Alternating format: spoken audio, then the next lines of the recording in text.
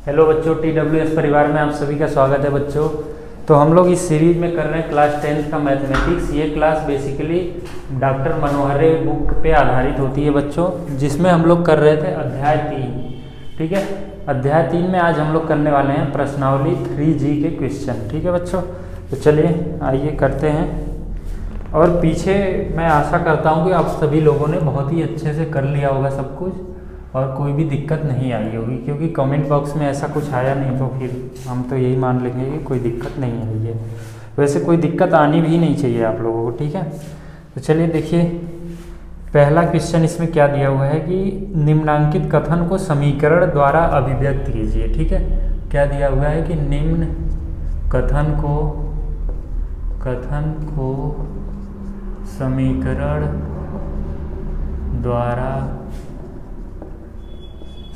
द्वारा अभिव्यक्त कीजिए।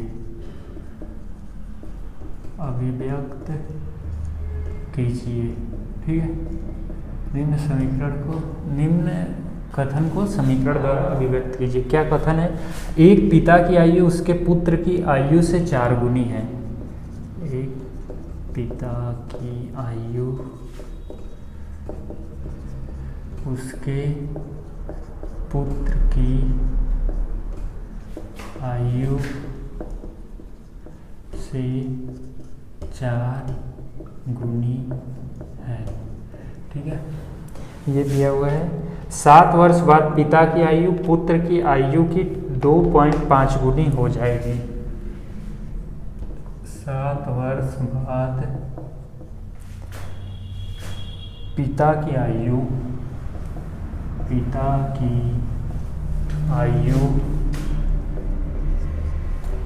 पुत्र की आयु की 2.5 गुनी हो जाएगी।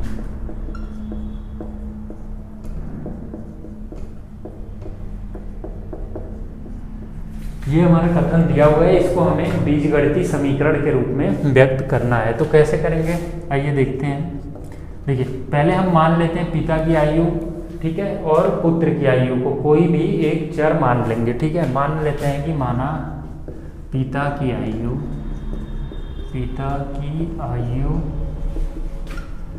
x वर्ष, ठीक है, और पुत्र की आयु, ये वर्तमान आयु मानेंगे बच्चों। ठीक है, ये वर्तमान आयु है। चलिए लिख देता हूँ यहाँ पे, ये वर्तमान, ठीक है, वर्तमान आयु, और पुत्र की भी वर्तमान आयु होगी। वर्तमान आयु y वर्ष है। ठीक है, अब हम लोग देखते हैं क्वेश्चन में क्या दिया हुआ है कि पिता की आयु उसके पुत्र की आयु की 4 गुनी है। मतलब पुत्र की आयु जितनी है उसका जस्ट 4 गुना पिता की आयु है। तो हमें अगर पिता की आयु उसके पुत्र की आयु के बराबर करके लिखना होगा, तो अगर हम पुत्र के आयु का 4 गुना कर देते हैं तो वो पिता के आयु के बराबर हो जाएगी क्या? देखिए, इसमें कहा है कि पिता की आयु पुत्र की आयु की 4 गुनी है, तो अगर हम पुत्र की आयु को 4 गुनी कर देते हैं तो वो पिता की आयु के बराबर हो जाएगी। ठीक है, तो देखिए क्या करेंगे कि पिता की आयु बराबर 4 गुणे पुत्र की आयु, ये करेंगे, यही तो करने वाले हम लोग। देखिए दिया है, क्या दिया है, पिता की आयु बराबर 4 गुणे पुत्र की आयु। अभी देखिए, पिता की आयु पुत्र की आयु की 4 गुनी थी, हमें दोनों के आयु को बराबर करना था। तो हम अगर पुत्र के आयु में 4 से गुणा कर देते हैं तो वो पिता की आयु के बराबर हो जाएगी। तो यहाँ से देखिए, पिता की आयु हमने x माना था और पुत्र की आयु को y माना था, तो ये हमारा हो गया एक समीकरण। ठीक है, ठीक है। अब दूसरा क्या बोल रहा है कि 7 वर्ष बाद पिता की आयु पुत्र की आयु की 2.5 गुनी हो जाएगी। तो 7 वर्ष बाद पिता की आयु क्या होगी बच्चों? 7 वर्ष बाद पिता की आयु 7 वर्ष बाद कितनी हो जाएगी? देखिए अभी तो यक्स है तो 7 वर्ष बाद यक्स प्लस 7 वर्ष हो जाएगी। ऐसे ही पुत्र की आयु 7 वर्ष बाद कितनी हो जाएगी? 7 वर्ष बाद पुत्र की आयु, पुत्र की आयु देखिए अभी कितनी है पुत्र की आयु? y वर्ष, तो 7 वर्ष बाद कितनी हो जाएगी? y प्लस 7 वर्ष। अब इसमें दिया हुआ है कि 7 वर्ष बाद जो है पिता की आयु पुत्र की आयु की 2.5 गुनी है। फिर से वही बात कि अगर इन दोनों की आयु को हमें 7 वर्ष बाद बराबर करना है तो पुत्र की आयु में 2.5 से गुणा कर देंगे, तो इसकी आयु जितनी अभी है उसकी 2.5 गुना हो जाएगी, जो कि पिता की आयु के बराबर है। ये दिया हुआ है क्वेश्चन में। तो देखिए क्या कर देंगे, यक्स प्लस 7 बराबर 2.5 गुणे वाई प्लस 7। ये हमारा हो गया इसका बीजगणितीय रूप। ठीक है, इस प्रकार से हम लोग कर सकते हैं, या इसका अंदर गुणा भी करके हम लोग लिख सकते हैं, कोई दिक्कत नहीं है। देखिए इस प्रकार से भी लिख सकते हैं कि यक्स प्लस 7 बराबर 2.5 वाई प्लस इसका करेंगे गुणा 7 का 2.5 में 7 का मल्टीप्लाई करेंगे, 2.5 इंटू 7। ठीक है, तो यक्स प्लस 7 बराबर 2.5 वाई प्लस यहाँ आ जाएगा 7 × 5 = 35, 7 दूनी 14, 3 17 है, 17.5। इस वाई को इस साइड ले आएंगे और 7 को उस साइड लेकर जाने वाले हम लोग। तो यक्स माइनस 2.5 वाई बराबर 17.5 माइनस 7।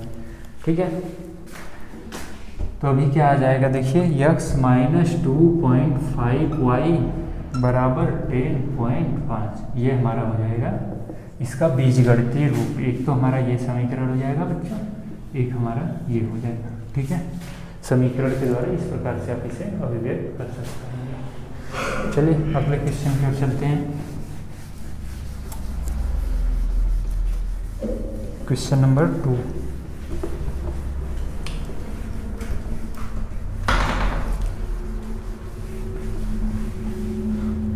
क्वेश्चन नंबर 2 क्या है कि किसी भिन्न के अंश तथा हर में एक जोड़ दिया जाए। ठीक है, तो भिन्न का मान 5/6 हो जाता है, परंतु यदि अंश और हर प्रत्येक में से एक घटा दिया जाए तो भिन्न का मान 4/5 हो जाता है। तो युगपत समीकरण बनाइए। फिर से वही काम करना है, हमें समीकरण बनाना है। तो किसी भिन्न के अंश तथा हर प्रत्येक में एक जोड़ दिया जाए। क्या है देखिए, क्वेश्चन लिख लेते हैं। किसी भिन्न के अंश तथा हर प्रत्येक में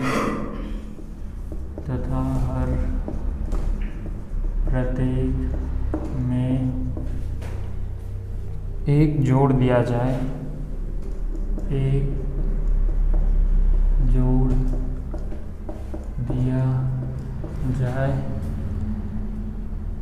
तो भिन्न का मान 5/6 हो जाता है। तो भिन्न का मान 5/6 हो जाता है, परंतु यदि अंश और हर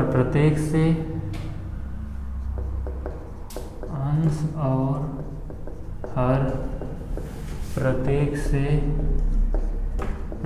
से एक घटा दिया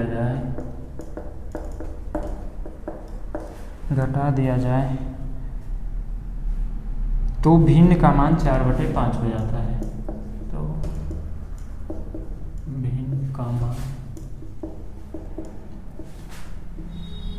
4/5 हो जाता है। ठीक है, तो इसे हमें समीकरण के रूप में लिखना है। तो इसको किस प्रकार से करेंगे बच्चों, फिर से मान लेते हैं हम, कोई भिन्न मान लेते हैं, या भिन्न का अंश या और हर को मान लेते हैं।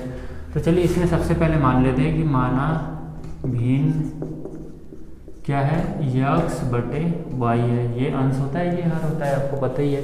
ठीक है, तो इसमें देखिए क्या बोला हुआ है। पहली कंडीशन हम देखेंगे कि अगर अंश तथा हर प्रत्येक में से एक जोड़ देते हैं, प्रत्येक में एक जोड़ देते हैं तो भिन्न का मान 5/6 हो जाता है। चलिए करते हैं। तो देखिए क्या दिया हुआ है, पहली कंडीशन कि प्रत्येक में एक जोड़ देते हैं हम लोग, तो हमारा कितना आ जाता है, 5/6 हो जाता है वो भिन्न। ठीक है, तो इसका तिर्यक गुणा कर लेंगे, तो x + 1 × 6 बराबर वाई प्लस 1 इंटू 5, इसका 6 का अंदर गुणा करेंगे तो 6x प्लस 6 बराबर 5y प्लस 5, या 6x माइनस 5y बराबर 5 माइनस 6, इस 6 को इधर लेकर गए और 5y को इस साइड लेकर आए, तो 6x माइनस 5y बराबर -1, ये हमारा एक समीकरण हो गया। अभी दूसरी कंडीशन क्या दी गई बच्चों कि अंश और हर प्रतीक में से एक घटा दिया जाता है तो भिन्न का मान 4/5 हो जाता है। तो चलिए घटाते हैं, देखिए x माइनस 1 बटे वाई माइनस 1 करेंगे तो भिन्न कितना हो जाएगा 4/5। अब फिर से तिर्यक गुणा कर लेंगे तो x माइनस 1 गुणे 5 बराबर 4, देखिए तिर्यक गुणा कर लिया, अब इसका अंतर गुणा कर देंगे, ठीक है, ये ब्रैकेट है, तो 5x माइनस 5 बराबर 4y माइनस 4, ठीक है। तो अभी इस y को इधर लाइए और -5 को उस साइड लेकर जाइए, तो 5x माइनस 4y बराबर -4 प्लस 5, ये माइनस इस साइड तो जाके प्लस हो जाएगा दूसरी साइड में, तो देखिए 5x माइनस 4y बराबर 1, ये हमारा हो गया। अब ये हो गया इसका युगपत समीकरण के रूप में, आपका एक तो ये आंसर हो जाएगा और एक ये हो जाएगा, इस प्रकार से हम लोग लिखेंगे, ठीक है। चलिए अगले क्वेश्चन की ओर चलते हैं। यह हमारा था क्वेश्चन नंबर 2, ठीक है। क्वेश्चन नंबर 3 की ओर चलते हैं बच्चों, ठीक है। क्वेश्चन नंबर 3, क्वेश्चन आपको अभी स्क्रीन पे दिख रहा होगा बच्चों, जो कि देखिए क्या है क्वेश्चन की, दो संख्याओं का योग 64 है, यदि उनमें से एक संख्या दूसरी संख्या की 3 गुनी है तो संख्याएं ज्ञात कीजिए, ठीक है। मैं हल करता हूँ, ठीक है, हल देखिए क्वेश्चन नंबर 3 का हल, ठीक है। तो देखिए दो संख्याओं का योग, तो मान लेते हैं कि माना पहली संख्या जो है, माना पहली संख्या, ठीक है, कितनी है, पहली संख्या x मान लेते हैं अपनी तरफ से, ठीक है, और दूसरी संख्या भी मान लेते हैं, दूसरी संख्या y मान लेते हैं, ठीक है, माना दूसरी संख्या y, ठीक है। अभी क्या दिया हुआ है क्वेश्चन में आपको कि यदि दो संख्याओं का योग 64 है, यानी कि दो संख्याओं मतलब दोनों संख्याओं का योग कितना दिया हुआ है 64, ये दिया है, ठीक है। और दूसरा कंडीशन क्या दिया हुआ है कि उनमें से एक संख्या दूसरी संख्या की 3 गुनी है, ठीक है।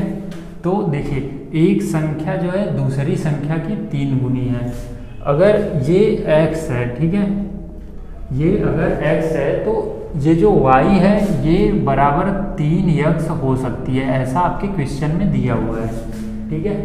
या फिर ये y है तो हो सकता है कि x बराबर 3y हो, ठीक है, क्योंकि ये 3 गुनी है एक संख्या जो है दूसरी संख्या की, ठीक है। तो चलिए इस कंडीशन को हम लोग देख लेते हैं कि क्या मान लीजिए कि ये x जो है दूसरी संख्या की 3 गुनी है, ऐसा कर लेते हैं। ये हमारा हो गया समीकरण 2। अब हम समीकरण 1 और 2 को हल करके x और y का मान निकाल देंगे बच्चों, वही हमारी पहली और दूसरी संख्या आ जाएगी। तो चलिए ये समीकरण 1 तथा 2 से, ठीक है। अभी देखिए क्या करने वाले हम लोग, समीकरण 2 से जो x का मान है बराबर 3y, इसको हम लोग समीकरण 1 में रख देते हैं, ठीक है। तो x की जगह पे 3y रख देंगे, तो 3y प्लस y बराबर 64, 3y प्लस y 4y बराबर 64, या y बराबर 64/4 हो जाएगा, या y बराबर इसको काट देंगे तो 4 एकम 4, 4 छक्का 24, 16। अब इस y का मान समीकरण 1 या समीकरण 2 में रखकर x का मान निकाल लेंगे, तो समीकरण 2 में रख देते हैं, समीकरण 2 से, ठीक है, ठीक है। तो x बराबर 3y, अभी हमें क्या पता है कि y बराबर 16 अभी हमने निकाला है, तो x बराबर 3 गुणे 16 बराबर 48, ठीक है। तो x का मान कितना आ गया बच्चों 48 और y का मान 16, तो हमारी पहली संख्या कितनी हो गई, पहली संख्या हो गई हमारी 48 और दूसरी संख्या हो गई 16, ठीक है। ये हमारा हो गया आंसर, मतलब हम लास्ट में लिख देंगे पहली संख्या x बराबर 48 और दूसरी संख्या y बराबर 16, ये होगी। ठीक है, चलिए अगले क्वेश्चन की ओर चलते हैं।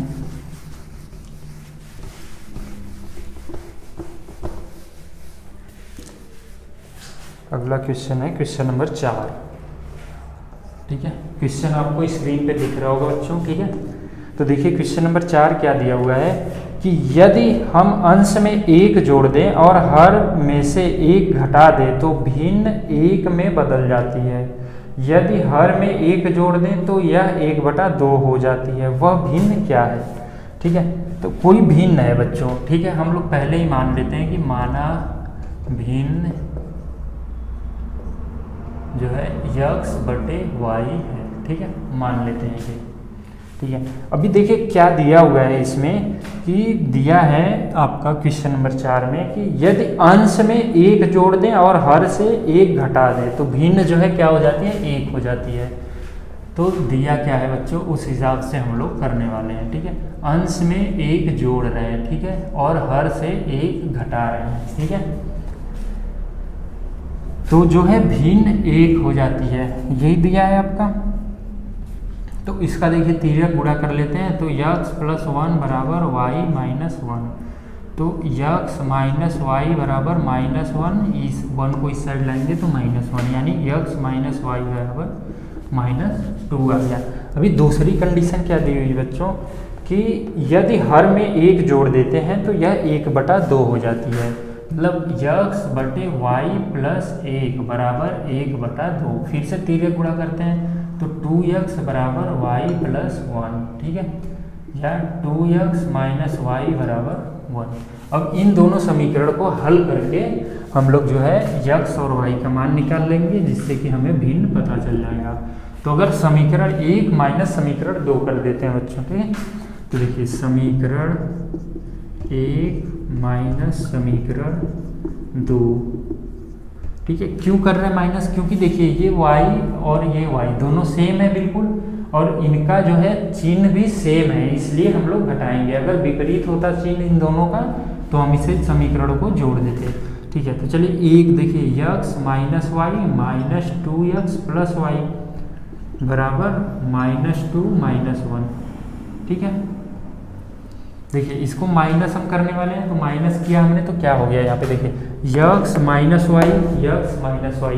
ठीक है, अभी जब समीकरण 2 को यहाँ पे चलिए लिख कर दिखा देता हूँ मैं आपको कि x - y माइनस जो है ये 2x - y बराबर -2 - 1।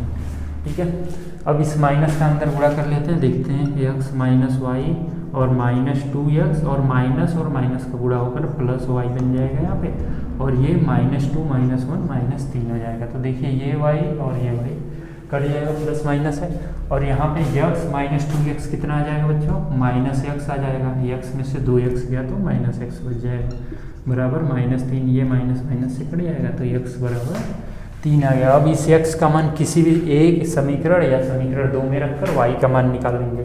तो चलिए हम लोग देख लेते हैं समीकरण 1 से ही देख लेते हैं।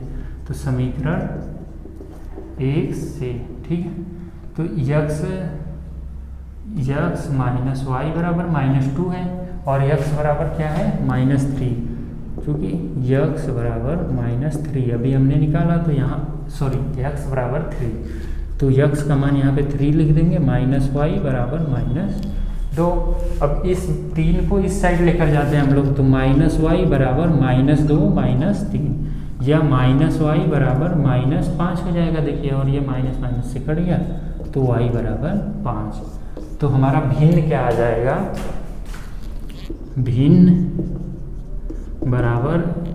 भिन्न जो है x/y हमारा है। ठीक है, बराबर x का मान कितना है? 3/y का मान 5। ये हमारा हो जाएगा आंसर।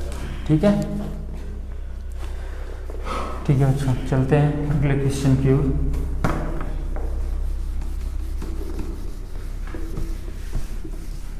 अगला क्वेश्चन है क्वेश्चन नंबर 5। ठीक है,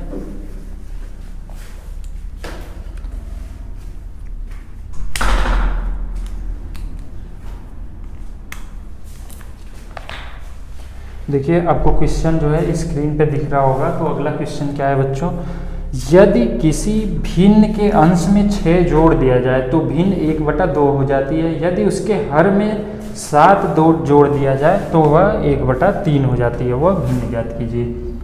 ठीक है। 5 क्या है कि फिर से वही काम करेंगे कि माना भिन्न x/y है। ठीक है। अब पहली कंडीशन देखते हैं क्या दिया है कि यदि भिन्न के अंश में 6 जोड़ दिया जाए तो भिन्न 1/2 हो जाती है। अंश में अगर हम 6 जोड़ देते हैं तो भिन्न कितनी हो जाती है, 1/2। तिर्या गुणा कर लेते हैं तो 2x + 12 = y। ठीक है। या 2x - y = -12। ठीक है। ये हमारा हो गया समीकरण 1। अभी दूसरा कंडीशन आपको क्या दिया हुआ है बच्चों कि उसके हर में 7 जोड़ दिया जाए तो वह 1/3 हो जाती है। तो हर में हम लोग 7 जोड़ते हैं, x/y + 7। ये सारी चीज़ें आपको दी हुई हैं, बराबर 1/3 हो जाता है। फिर से तिर्यक गुणा कर लेंगे तो 3x = y + 7 या 3x - y = 7। समीकरण 1 और ये हो गया हमारा समीकरण 2। इनको हल करके हम x और y का मान निकालने वाले हैं बच्चों। ठीक है। तो देखिए समीकरण 1 माइनस समीकरण 2। ठीक है। तो देखिए समीकरण 1 क्या है, 2x - y। अब इसको जब माइनस करेंगे तो -3x + y बराबर, अब ये -12 और -7। ठीक है। अब ये देखिए ये y से कैंसिल हो गया तो 2x और -3x, इसका मतलब है -x हो जाएगा और ये 19 हो जाएगा माइनस। तो x का मान जो है 19 आ गया। ठीक है। 19 आ गया और इसका मान अब किसी एक समीकरण में रख दीजिए, 1 या 2 में। तो चलिए समीकरण 1 से ही चल देते हैं हम लोग। तो समीकरण 1 में x का मान रखने पर, ठीक है, रखने पर, तो चलिए रखते हैं। देखिए 2 गुणे x की जगह कितना आ जाएगा, 19 माइनस y बराबर -12। तो 19 दूनी 38 माइनस y बराबर -12। या इसको इस साइड ले जाएंगे, इसको इस साइड ले जाएंगे तो y बराबर 38 + 12 या y बराबर 50। ठीक है। ये देख लीजिए आप लोग, ये x का मान 19 और y का मान 50। तो भिन्न क्या हमारा आ जाएगा बच्चों, भिन्न आ जाएगा आपका 19/50। ये हमारा हो जाएगा आंसर। ठीक है। इस प्रकार से इस क्वेश्चन को कर लेंगे। चलिए अगले क्वेश्चन की ओर चलते हैं। Question number 6। ठीक है। पढ़ाई वढ़ाई कर रहे हो आप लोग कि केवल क्लास ही ले रहे हो? यार पढ़ाई वढ़ाई किया करो, आपका एग्जाम भी आने वाला है जल्दी। ठीक है। तो क्वेश्चन नंबर अगला हम चलने वाले हैं क्वेश्चन नंबर 6 पर। ठीक है। क्वेश्चन नंबर 6, क्वेश्चन आपको स्क्रीन पे दिख रहा होगा बच्चों। ठीक है। तो क्या है क्वेश्चन कि यदि किसी भिन्न के अंश और हर में 2 जोड़ दिया जाए तो भिन्न का मान 9/11 हो जाता है। यदि अंश और हर में 3 जोड़ दिया जाए तो भिन्न का मान 5/6 हो जाता है। चलिए फिर से माना भिन्न वही काम करना है हमें। माना भिन्न x/y है। ठीक है। अब क्या करना है कि यदि भिन्न के अंश और हर में 2 जोड़ दिया जाए तो भिन्न का मान 9/11 हो जाता है। अंश और हर में हमने 2 जोड़ दिया जैसा कि आपके सवाल में दिया हुआ है, तो भिन्न का मान 9/11 हो जाता है। ठीक है। तिर्यक गुणा कर लेंगे तो 11x + 22 बराबर 9y + 18। ठीक है। 11x - 9y बराबर 18 - 22। ठीक है। या 11x - 9y बराबर -4। ये हमारा हो गया समीकरण 1। ठीक है। अब दूसरी कंडीशन क्या दी हुई है कि यदि अंश और हर दोनों में 3 जोड़ दिया जाए तो भिन्न का मान 5/6 हो जाता है। तो चलिए अंश और हर दोनों में 3 जोड़ते हैं तो x + 3 y + 3 बराबर कितना हो जाता है, भिन्न का मान 5/6 हो जाता है। तो हमें उस भिन्न को निकालना है। इसमें भी तिर्यक गुणा कर लेते हैं बच्चों। ठीक है। कितना आ जाएगा देखिए 6x प्लस 18 बराबर 5y प्लस 15, और इसको इस साइड लेते हैं, 18 को उधर ले जाते हैं, तो 6x माइनस 5y बराबर 15 माइनस 18, यार 6x माइनस 5y बराबर -3।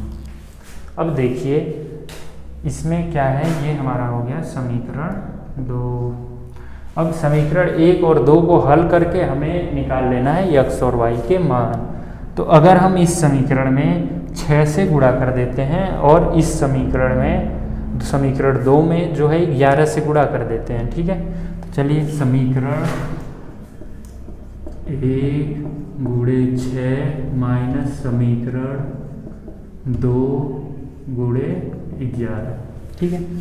क्यों किया गुणा? क्योंकि हमें यक्स के गुणांक को बराबर करना है, तभी तो हम विलोपन विधि से इसको हल कर पाएंगे बच्चों, ठीक है। तो चलिए करते हैं। देखिए 11 गुणे 6 तो 66 यक्स माइनस 54 वाई। अब इसमें करते हैं 11 से, माइनस 66 यक्स प्लस 55 वाई बराबर, इसमें हमने कितने से गुणा किया था? 6 से, तो माइनस 24 और माइनस 33, तो ये माइनस 33 हो जाएगा, ठीक है। ये अब ये देख लीजिए यहाँ पे ये इससे कट गया, 55y में से 54y चला गया तो y बच गया, और माइनस 24 प्लस हो जाएगा माइनस माइनस 33, तो 33 में से हम अगर 24 को हटा देंगे तो बच जाएगा कितना? 9 ही तो बचेगा। अब इसका मान समीकरण 1 या समीकरण 2 में रख के यक्स का मान निकाल लेते हैं। तो चलिए इस बार चल लेते हैं समीकरण 2 से ही चल लेते हैं। समीकरण 2 से, ठीक है। तो देखिए समीकरण 2, 6x माइनस 5y बराबर -3, या 6x माइनस 5 गुणे 9 बराबर -3, या 6x माइनस 45 बराबर -3, या 6x माइनस 3 प्लस 45, या 6x बराबर 45 में से 3 गया तो 42, या यक्स बराबर 42/6, या यक्स बराबर 7। तो भिन्न क्या हो जाएगा हमारा? भिन्न तो हमारा है यक्स बटे वाई, तो यक्स का मान कितना आ गया 7 और वाई का मान आ गया 9। देख लीजिए आप लोग, ठीक है। ये हमारा हो जाएगा भिन्न, ठीक है। इस प्रकार से हम लोग क्वेश्चन नंबर 6 को कर लेंगे, ठीक है। चलिए अगले क्वेश्चन को चलते हैं, क्वेश्चन नंबर 7।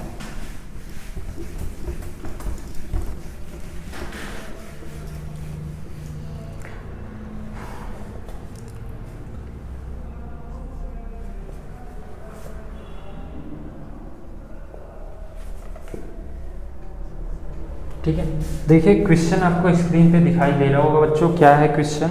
कि दो संख्याओं का अंतर 26 है, एक संख्या दूसरी संख्या की 3 गुनी है, संख्याएं ज्ञात कीजिए, ठीक है। तो माना पहली संख्या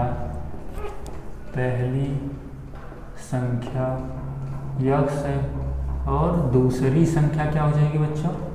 दूसरी संख्या वाई है, ठीक है। अब दिया क्या हमारा पहला कंडीशन है कि दोनों संख्याओं का अंतर जो है वो कितना है, कितना दिया हुआ है? 26, ठीक है। तो दोनों संख्याओं का अंतर हम लोग लिख देते हैं 26, ये हमारा हो जाएगा समीकरण 1, ठीक है। दूसरा क्या दिया हुआ है बच्चों? दूसरी कंडीशन दी है कि एक संख्या जो है दूसरी संख्या की 3 गुनी है। तो वही अभी पिछले क्वेश्चन में ऐसा आया था कि एक संख्या दूसरी संख्या की 3 गुनी थी, मतलब दूसरी संख्या का अगर 3 गुना कर देंगे तो वो पहली संख्या के बराबर हो जाएगी, x बराबर 3y। ये समीकरण 2। अब समीकरण 1 और 2 से हल कर लेते हैं इन दोनों समीकरण को, और x और y का मान निकाल लेते हैं समीकरण 1 और 2 से। इससे प्राप्त x का मान समीकरण 1 में रख देते हैं, ठीक है। तो देखिए 3y माइनस वाई बराबर 26, या 2y बराबर 26, या y बराबर 13 आ जाएगा। 26/2 होगा जब ये 2, देखिए ये हो जाएगा आपका 26/2, या y बराबर 13। अब इस y का मान किसी भी समीकरण में रख दीजिए, समीकरण 2 में रख देते हैं। तो समीकरण 2 से से, ठीक है। तो देखिए समीकरण 2 क्या है, x बराबर 3y है, ठीक है, x बराबर 3y। तो y का मान अभी क्या आया था बच्चों, 13 आया था। देखिए y बराबर 13, अभी हमने तो निकाला ही था ना इस चीज़ को, तो x बराबर 39 आ गया। तो पहली संख्या आपकी क्या हो गई, पहली संख्या कितनी होगी बच्चों, 39, और दूसरी संख्या कितनी हो गई, दूसरी संख्या हो गई 13। इस प्रकार से हम लोग कर लेंगे इस क्वेश्चन को। चलिए आइए अगला क्वेश्चन करते हैं, क्वेश्चन नंबर 8। क्वेश्चन नंबर 8 आपको स्क्रीन पे दिख रहा होगा बच्चों, ठीक है। तो क्या है क्वेश्चन नंबर 8,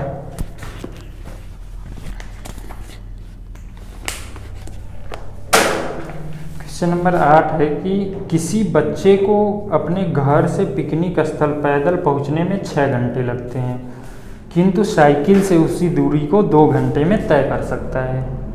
यदि उसकी साइकिल की औसत चाल उसकी पैदल चाल से 7 किमी प्रति घंटा अधिक हो तो उसकी पैदल चाल और साइकिल चाल ज्ञात कीजिए, ठीक है। कोई बच्चा है, वो घर से अपने जा रहा है बच्चों पिकनिक स्थल पर, उसे 6 घंटे लग जाते हैं, ठीक है। तो चलिए देखते हैं।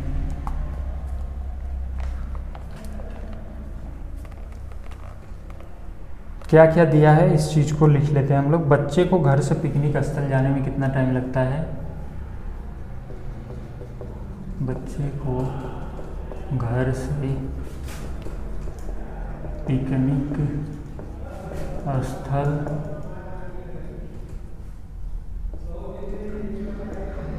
जाने में लगा समय कितना लगा, कितना टाइम लगा, 6 घंटे दिया हुआ है ये चीज़ें तो, ठीक है। और दूसरा क्या दिया है कि किंतु वह साइकिल से उसी दूरी को 2 घंटे में तय कर सकता है। साइकिल से जाने में लगा समय, ठीक है, कितने घंटे, 2 घंटे। देखिए जब वो पैदल जा रहा है तो उसे 6 घंटे लग रहे हैं, लेकिन साइकिल से जा रहा है तो 2 घंटे लग रहे हैं। और यदि उसकी साइकिल की औसत चाल उसकी पैदल चाल से 7 किमी प्रति घंटा अधिक है, तो हम लोग मान लेते हैं बच्चों कि साइकिल की जो है ना, देखिए औसत चाल ये दिया हुआ है साइकिल की 7 किमी प्रति घंटा अधिक पैदल से, तो माना पैदल व्यक्ति या बच्चे की औसत चाल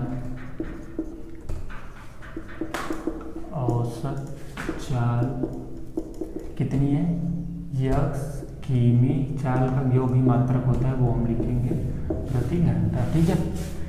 और तो साइकिल की औसत चाल कितनी हो जाएगी, साइकिल की औसत चाल इसमें दिया हुआ है कि वो पैदल से 7 किमी प्रति घंटा अधिक है, तो औसत चाल कितनी हो जाएगी बच्चों, यक्स प्लस 7 किमी प्रति घंटा, ठीक है।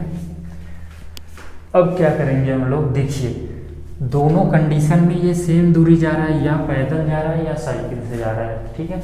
तो अगर हम लोग देखिए क्या करेंगे कि दूरी एक कंडीशन में निकालते हैं बच्चों और दूसरी कंडीशन में, जब वो पैदल जा रहा है और जब वो साइकिल से जा रहा है। तो जैसा आप जानते होंगे कि दूरी बराबर क्या होता है बच्चों, 4 गुणे समय, ये फार्मूला आपने पढ़ा होगा, ठीक है। तो यहाँ देखिए 4 गुणे समय हो जाएगा, ठीक है, बराबर 4 गुणे समय। अब ये हमने यहाँ पे लिया पैदल वाले के लिए दूरी जो है पैदल, और इधर ले लिया हमने साइकिल से, ठीक है, साइकिल से। अब देखिए चाल जो है पैदल उसकी कितनी है, यक्स, और समय कितना लग रहा है 6 घंटे, और चाल जो है साइकिल से कितनी है बच्चों, यक्स प्लस 7 किमी प्रति घंटा, और समय कितना लग रहा है 2 घंटे। अब इसको हल करके यक्स का मान निकालते हैं। तो हम लोग इसमें आपके क्वेश्चन में देखिए पूछा हुआ है कि पैदल और साइकिल की चाल ज्ञात कीजिए। ठीक है, तो ये देखिए 6x हो जाएगा बराबर, इसका अंदर गुणा कर लेते हैं तो 2x + 14, और ये 2x इधर आएगा तो 6x - 2x बराबर 14। 6x में से 2x घट जाएगा बच्चों, तो आपका कितना बच जाएगा, 4x बराबर 14, या x बराबर 14/4। ठीक है, तो ये तो हमारा, इसको अभी देखिए, या इसको लिख सकते हैं 7/2 किमी प्रति घंटा। ठीक है, अब ये तो आ गया हमारा पैदल व्यक्ति की औसत चाल। ठीक है, अभी हम साइकिल से अगर निकालेंगे कि साइकिल से व्यक्ति की औसत चाल, तो साइकिल से व्यक्ति की औसत चाल, व्यक्ति की औसत चाल कितनी हो जाएगी, देखिए x + 7 है, तो x का मान हमने क्या निकाला है, ये देख लीजिए, x का मान 7/2, तो 7/2 + 7, इसको जब जोड़ेंगे हम लोग तो देखिए 7 ये आ जाएगा, इसका एलसीएम 2 हो जाएगा। ठीक है, तो 7 2 × 2 7, और 7 दूना का 14, 14 × 7 21/2, ये हो जाएगा किमी प्रति घंटा। ये ठीक है, तो साइकिल के आगे कितनी, अरे पैदल आगे 7/2 और साइकिल से आगे 21/2 किमी प्रति घंटा। ठीक है बच्चों, तो चलिए आज की क्लास में इतना ही रखते हैं, आगे हम लोग मिलते हैं अगली क्लास में और इस प्रश्नावली के सारे क्वेश्चन को करते हैं। ठीक है बच्चों, धन्यवाद।